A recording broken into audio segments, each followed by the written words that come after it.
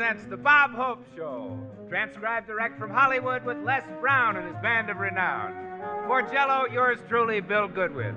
Our singing star, Margaret Whiting. Our special guest, Jack Webb.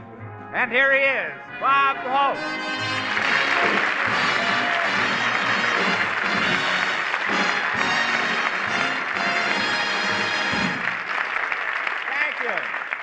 Thank you very, very much. Well, here I am still going steady with Jello. I don't know what it is, but there's something about my personality that sells those 6 delicious flavors, especially lemon. I'm very happy to be here tonight. I've been keeping my fingers crossed all week with this flu that's going around. It's really an epidemic, you know. In fact, there's so much flu in show business that Phil Spitalny is advertising Evelyn and her magic thermometer. One doctor had so many cases of flu, he rented a helicopter and sprayed Pasadena with penicillin. And Jane Russell's got a slight cold. Doctors came from as far away as Alaska for the examination.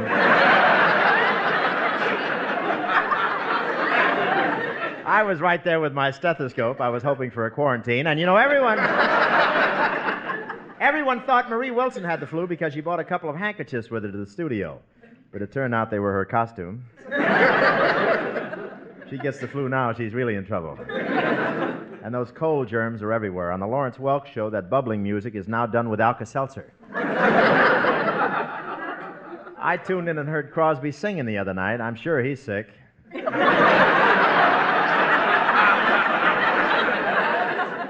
And people are staying home on account of this epidemic. There's so few cars in the streets, it disrupted traffic on Sunset Boulevard.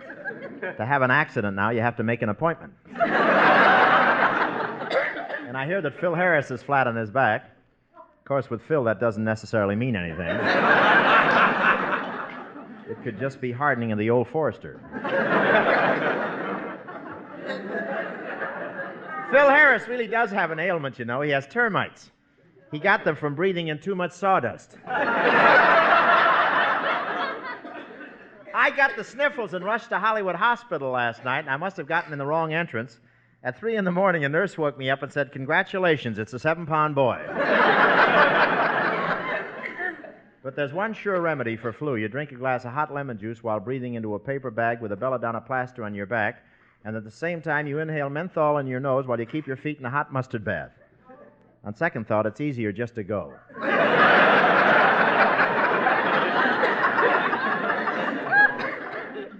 My doctor told me to be very careful during this outbreak. He said to avoid everything that might pass germs from one person to another, even money. So I took his advice. I went out to Santa Anita. Going to Santa Anita is rough. It takes so much out of me. Santa Anita is sort of a garbage disposal, but with money. But Santa Anita's in a beautiful setting. Mountains on one side, hock shops on the other. I haven't seen so much money go down the drain since Crosby luxed out his money belt. And there was really a big crowd out there. Santa Anita hasn't been affected much by inflation. They still have a lot of $2 windows, only now they're in the Coca-Cola machines. I have a system of betting, and I've never had to walk home yet, for one very good reason. There's no window where you can bet your car. I finally got a horse that could win a race. They let him run all by himself. And on the last race, I bet every cent I had.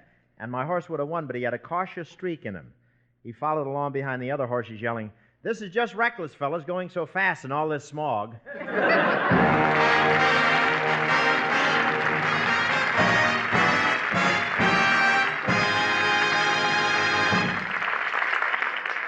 Don McNeil. Say, Bill. Yes, Bob. Bill, what's that string tied around your finger for? String? What string? Oh, you mean this one here? That's to remind me to ask the folks in the audience a question. Oh, what's the question? I've forgotten. Would it have anything to do with Jello? Who cares about Jello? Well, who cares about getting their paycheck this week? Who cares about Jello? Yeah. Why, everybody cares about Jello, Bob, and I'll tell you something that folks like extra special. And that's those wonderful Jello salads, which reminds me of my question. And that is? Folks, have you served a Jello salad recently? Now we're moving. Have you served a Jello salad lately? If you haven't, your family is missing out on a real meal snapper-upper. Real meal snapper-upper? Yeah. Bill, what kind of language is that? What you mean is that the crisp, refreshing flavor of a shimmering Jello salad is just the thing to add that piquant, delicate touch that transforms a run-of-the-mill dinner into a gourmet's delight.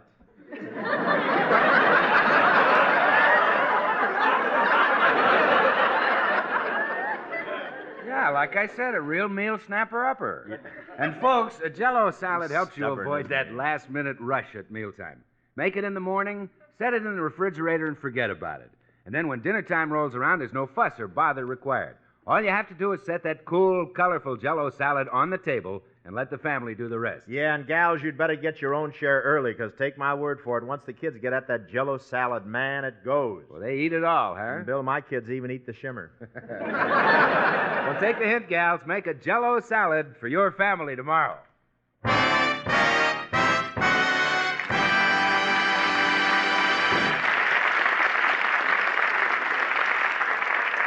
Ladies and gentlemen, the next voice you'll hear will be that of Jack Webb, star of Chesterfield's great radio and television series Dragnet. Tonight, in his role as Sergeant Joe Friday, he will take us step by step through the investigation of a criminal case.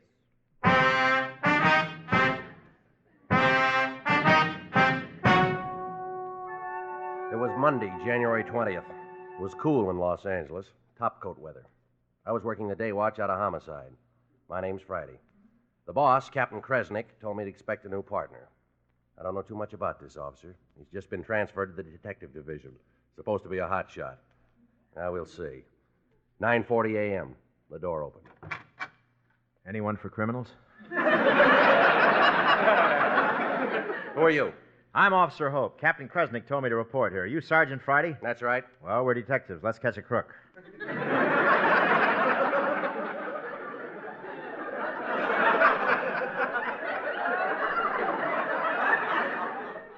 I got my badge, my blackjack, my handcuffs, my gun, and a bus ticket to San Diego. Bus ticket to San Diego? Yeah, in case of trouble, I'll go there till it blows over. All right, sit down, Hope. Let's get acquainted. Okay. You know something? You look a lot like Bob Hope. I can't help it. I was in an accident. Now, it's a pretty fair patch-up job. Hope, where you been working in the department? I was in uniform in the traffic detail. Is that so? I was pretty good at it, too. I handed out 3,000 parking tickets a day. 3,000 a day? How could you do that? I put the tickets on the cars before they left the factory.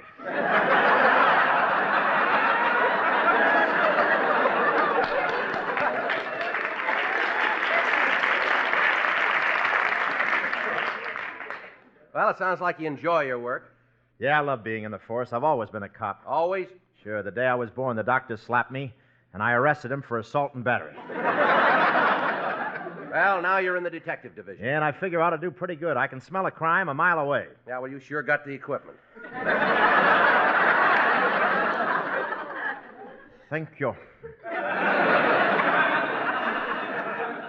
Hope, you might as well start learning about your new assignment. Okay, Sergeant. Now, in the police department, they refer to the detective division as the brains. The brains, huh? Yeah. How come you got transferred? Well, it was kind of a reward. You see, I caught that bank bandit, Grandma. No kidding. How'd you swing that? Well, I found out she was hanging around a certain bar, so I went in there and slipped a Mickey in her Lydia Pinkham's.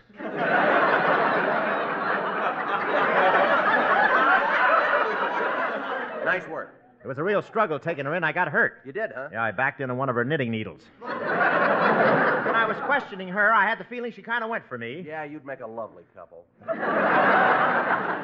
I'm all through with romance. What's the matter, no girlfriend? I had a girl, went steady with her. For 3 years, we were never out of each other's sight. In love? No, I lost the keys to the handcuffs. Look, Friday, what are we sitting around here for? Let's get on a case. Let's go somewhere and snoop. All right, take it easy. You'll get your chance. I'm ready to. I've been practicing my jujitsu. Pretty good at it, huh? Good, I'm perfect. I even invented a jujitsu hold of my own. It's unbeatable. No matter what you try to do to me, I can throw you over my head right into that corner. Go ahead, make a pass at me. I'll show you. Okay, here I come. Well, don't just stand there. Pick me up. Now, you listen, Hope. I don't mind you being a beaver, but there are a couple of things... I'll get it. Homicide Friday. Yeah. Yeah. How long ago? Yeah. Okay, got it. What is it? Guy just been found dead. 16 Conway Street. Looks like murder. Let's go.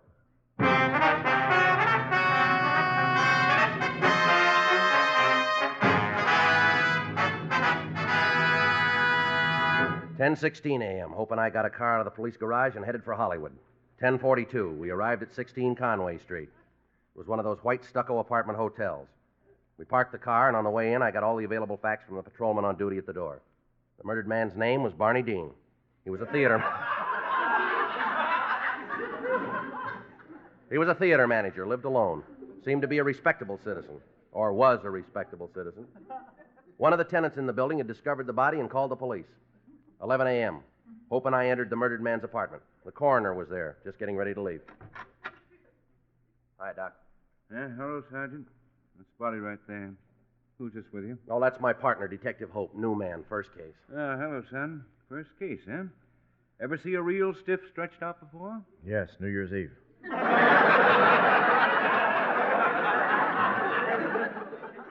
Who was it? Who was it? Me. Say, Doc, any idea of the cause of death? Well, he was struck from behind with a blunt instrument, causing the collapse of the posterior section of the cranial cavity, cutting the vascular system and splintering the medulla oblongata. I'd like to see the Blue Cross plan fix that.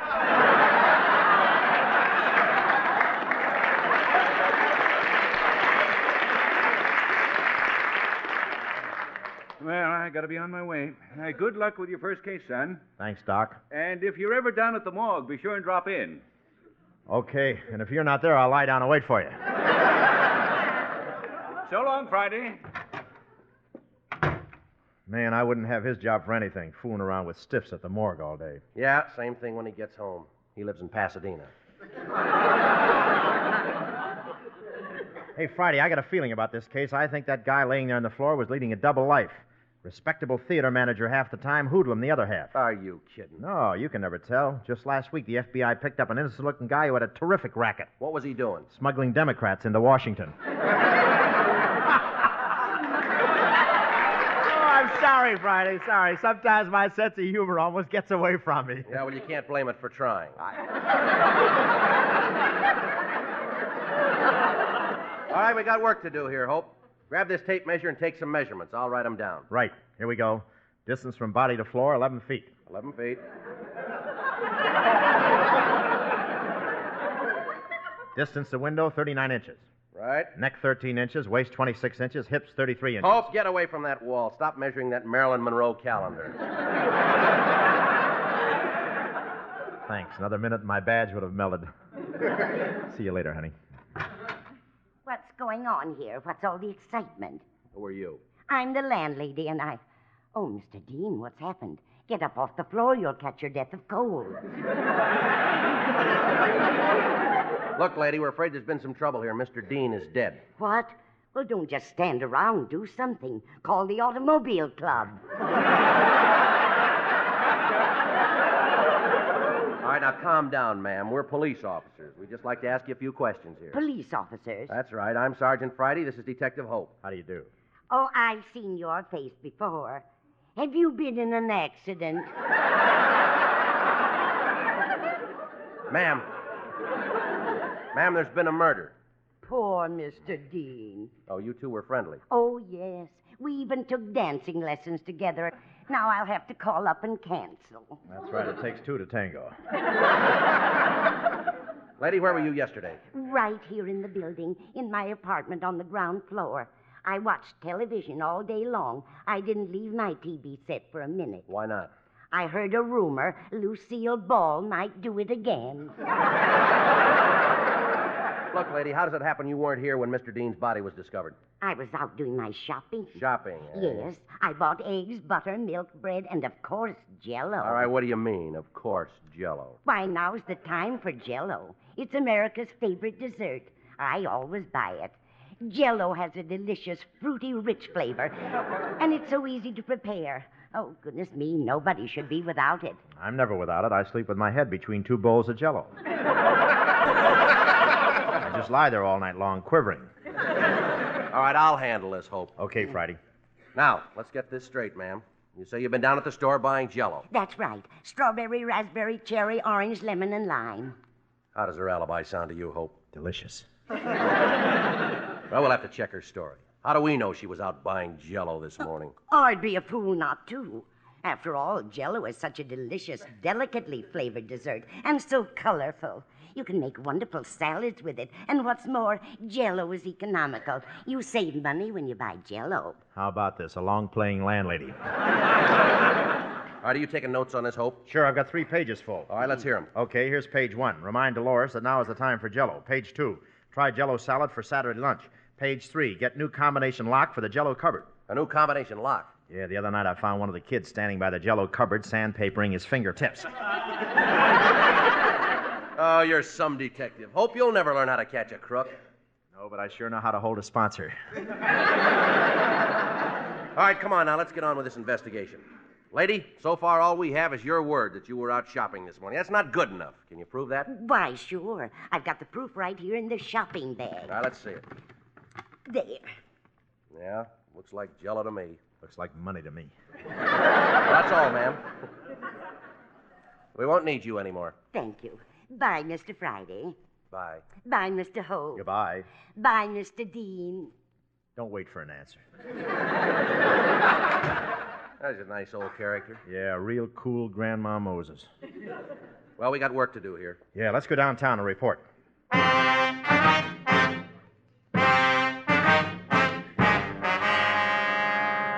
January 25th. 5 days went by. No break at all. Every decent lead washed out. 1 p.m. Captain of Detectives Kresnik sent for us. Hope and I walked down the hall to his office. Now looks like we're stuck. Yeah. Tough case. Yeah. Develop anything in those runs you made over at the lab? Not much. I processed the MO of the DOA without getting a make. Then I ran a 184 through the LP file and tried for a COA on the PD. What does that mean? I was hoping you knew.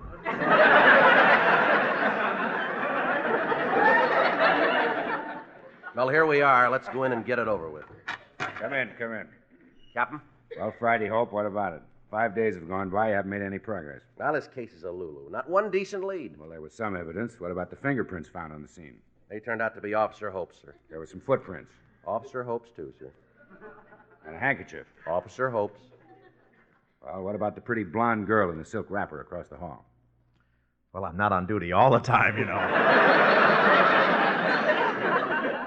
Well, we'll keep trying, Captain. Just give us a few more days. We'll break the case. We've got to have action. The pressure's on. Yes, sir? The mayor's on the commissioner's neck, the commissioner's on the chief's neck, and the chief's on my neck. If the top man can juggle, it's a wonderful act. All right, let's go, Hope.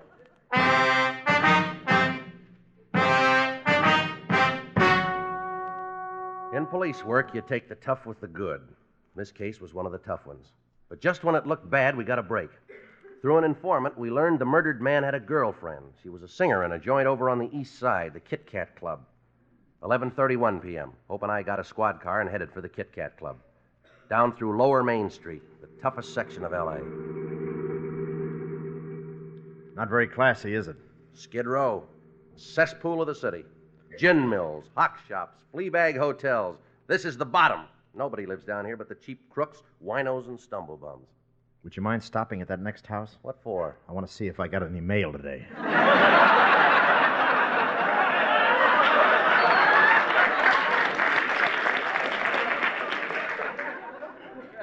You know, I wouldn't be surprised if you weren't kidding. I can always tell a wino by the way he walks on his heels. Careful or I'll breathe on you. But I really did live in a tough section like this when I was a kid. I'd be a member of a gang of pickpockets right now, except my mother wouldn't let me join. Well, you were smart to listen to her. I had to. She was the boss of the mob. There's the place in the corner, the Kit Kat Club. Yeah.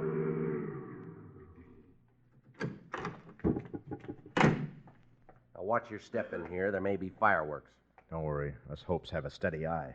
My grandfather used to shoot a hole through the ace of spades at 100 yards. Well, that's pretty good. It's the best that's ever been done with chewing tobacco.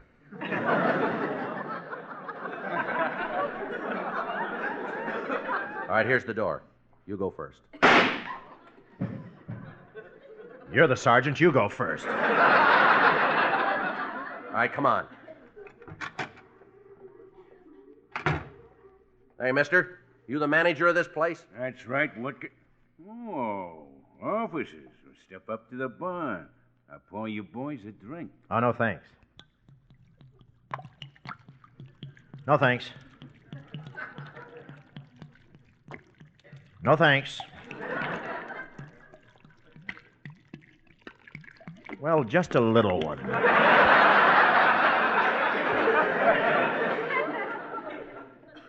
This will be the first highball ever served in an oil drum. All right, let's skip the drinks. We're on duty. Kind of a tough joint you're running here, mister. It's the best around here. Drinks are only a dime. We serve free sandwiches. And every time someone's shot in here, we pay their funeral expenses and $10,000 to the widow. How can you afford to do that? We're a subsidiary of General Motors.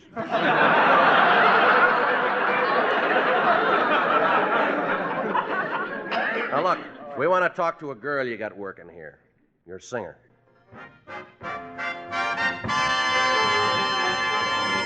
Hey, Miss Whiting's about to do a number. All right, we'll sit at one of these tables and wait till she's finished. If I am fancy-free and love to wander, it's just the gypsy in my soul.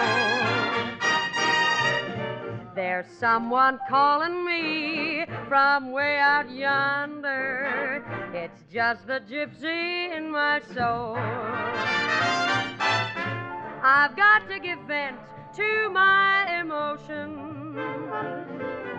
I'm only content having my way.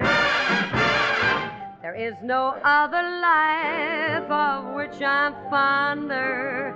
It's just the gypsy in my soul.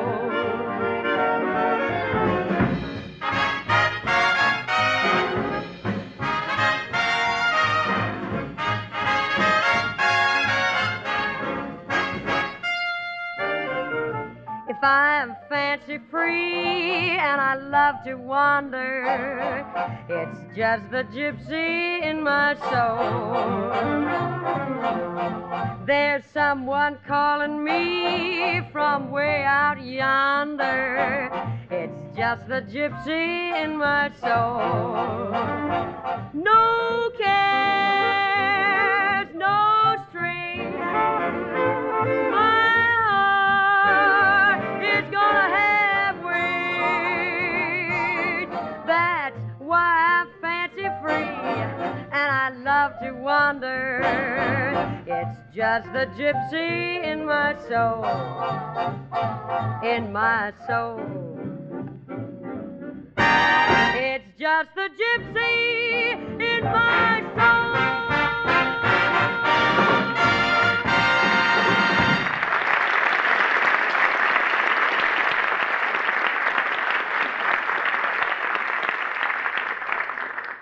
Oh, Miss Whiting. Yes. Liked your song. Can we have a word with you? That's the trouble with working in a dive like this. You guys are always trying to make a pickup. No, you got me wrong, ma'am. We're police officers. Then why is this other guy kissing my shoulder? You got me right. I'm a wolf. I'd like to ask you some questions, miss. Mind if we step into your dressing room? Come on. Will this take long? I'd like to change my clothes. Go right ahead. Don't mind us. Sorry to inconvenience you, ma'am. We're investigating a crime. That's right. I want to ask you a straight question, and I want a straight answer. Yeah. Where were you Thursday night around 11 o'clock? I was shooting pool with some of the boys. Not you! It's none of your business where I was. How old are you? 22. 22. According to our records, you have a son 19 years old. I married young. Glad to know you. I'm from Tennessee, too. Well,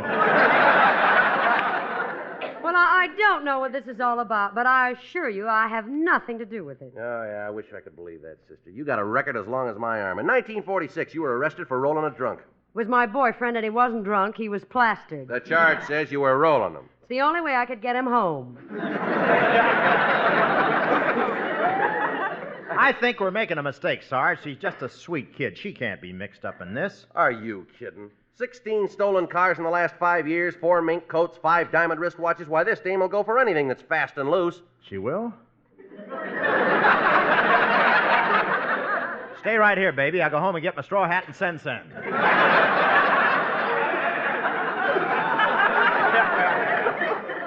Now, you listen, sister. A boyfriend of yours named Barney Dean was knocked off a few nights ago. You still haven't told us where you were last Thursday night. Why don't you guys wake up? I was singing right here in this club in front of 50 witnesses. We checked the girl's story. It was true. Another lead gone. We reported back to headquarters. 12:25 a.m. We entered Captain Kresnick's office. All right, you said you had something. What is it? I broke the case, Captain. You did? Well, we couldn't get it because it's so obvious. Now, think back. Everything points to one man. Now, I hate to say this, Captain. The guilty man is one of us. He just joined the force. Gee, I wonder who that could be. All right, Hope, you can start talking anytime. Are you kidding? I had nothing to do with it. What about it, Hope? Yes, spill it. Let's have it. Okay, you got me. You admit you killed Barney Dean? What else can I do? I know you've been watching me. Watching, waiting for my nerves to go to pieces. All right. I'll talk. I'm cracking. Look, please, just crack. Don't come all apart.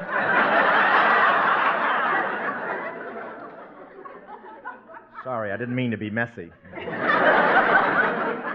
Hope, how did you know Barney Dean? Well, he was the manager of the Paramount Theater where our new picture, The Road to Valley, is playing. I have to kill him. Why? Because he did a terrible thing. What? He did a horrible thing. Well, what was it? An awful, unforgivable thing. He deserved to die. Oh, stop this, Hope. What did he do? On the marquee of his theater, he put Crosby's name ahead of mine.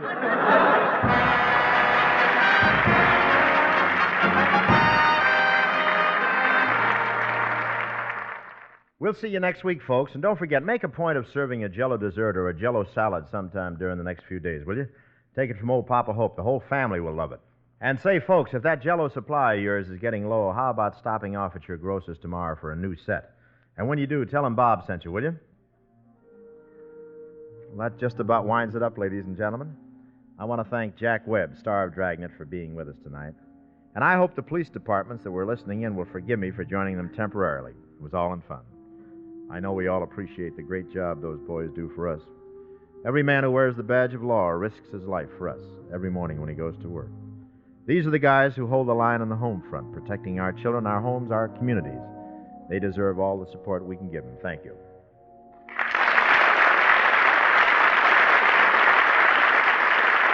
Hey, Bob. Yeah, Bill? Before we go off the air, I have a presentation to make to you and Maggie Whiting. What's that, Bill? Well, this is National Peanut Week. And on behalf, yes, it is. And on behalf of William F. Seals, president of the National Peanut Council, it gives me great pleasure to present you with this scroll and crown you Peanut King.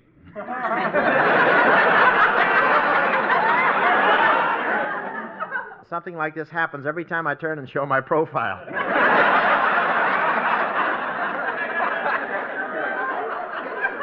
And now, Maggie. Yes, Bill. On behalf of the National Peanut Council, I'm happy to crown you Peanut Queen.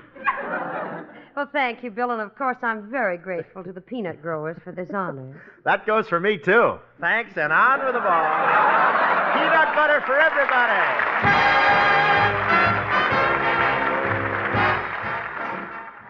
For a quick meal with appetite appeal, just keep upon your shelf. Quick Minute Rice, so fluffy and nice, it practically makes itself. Minute Rice, end your toil, add a little water, bring it to a boil. Good! Minute Rice. It's easy to fix your favorite rice dishes with Minute Rice because it's pre-cooked. There's no washing, no rinsing, no draining, no steaming. Go to your grocer's now and get the large, economical family size of Minute Rice.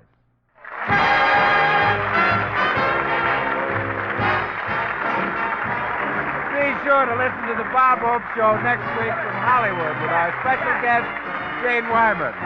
Jello has brought you the Bob Hope Show, written by Norman Sullivan and Larry Marsh, and transcribed direct from Hollywood, California. Jello is a registered trademark of General Foods.